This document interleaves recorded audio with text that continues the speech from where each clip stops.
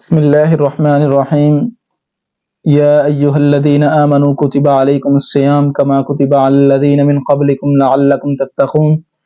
جیسا کہ آپ حضرت معلوم ہے کہ یہ رمضان المبارک کا مہینہ چل رہا ہے، تو اب اس کا آخری عشرہ ہے۔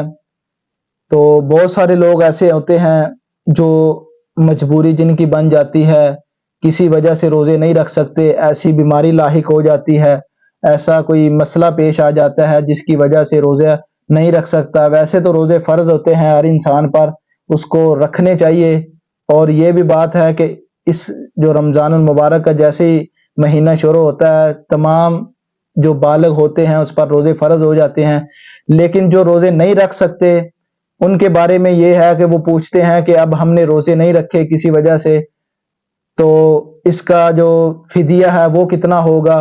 اور یہ بھی آپ کو معلوم ہونی چاہیے کہ روزوں کا فدیہ کب ہے اور کتنا ہوتا ہے اور کس صورت میں ہوتا ہے۔ بہت سارے لوگ روزہ نہیں رکھتے کسی وجہ سے، سفر پر ہیں، بیمار ہیں، جیسے قرآن پاک میں آتا ہے ان کو معاف ہے، لیکن ان کا فدیہ دے دیتے۔ ایسے لوگوں پر فدیہ نہیں ہے، فدیہ اس انسان پر ہوتا ہے یا ایسے لوگوں پر ہوتا ہے کہ جو روزے رکھنے کی جس میں طاقت ہی نہ ہو۔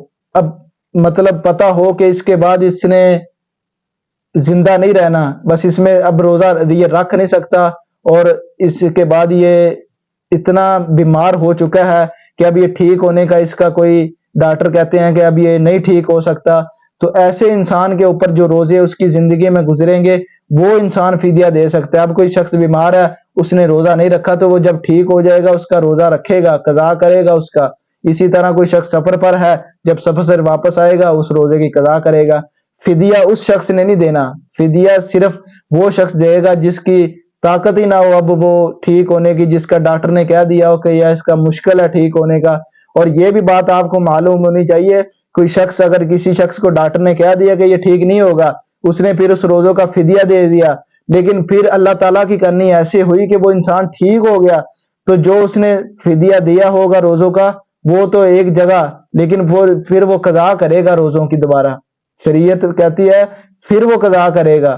تو آج کل بہت سارے لوگ ایسے ہوتے ہیں، سفر پر جاتے ہیں، روزہ نہیں رکھا فدیہ دے دیا، اسی طرح بیمار ہو گئے، روزہ نہیں رکھا فدیہ دے دیا، قضا نہیں کی۔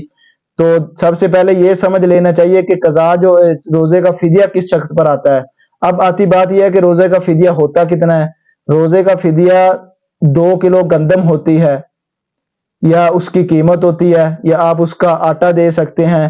یہ جو روزے کا فدیہ ہوتا ہے فی ایک روزے کا آپ یہ دیں گے اس صورت میں جب آپ کو یہ معلوم ہو کہ اب ہم روزہ نہیں رکھ سکتے، آگے والی زندگی جتنی بھی ہماری ہے، تو اس صورت میں روزے کا جو ہے نا فدیہ دینا چاہیے۔ ہر انسان کو، ہر مسلمان کو روزے کا فدیہ نہیں دینا چاہیے، جو میں نے آپ کو پہلے پیچھے بات عرض کر دی ہے کہ ایسی شخص جو مجبوری کی حالت میں ہو کہ روزے نہیں رکھ سکتا، آگے زندگی میں بھی نہیں رکھ سکتا، تو ایسا شخص جو ہے فدیہ دے گا۔ دعا ہے اللہ تعالی ہمیں دینی مسائل سیکھنے اور سمجھنے کی توفیق عطا فرمائیں۔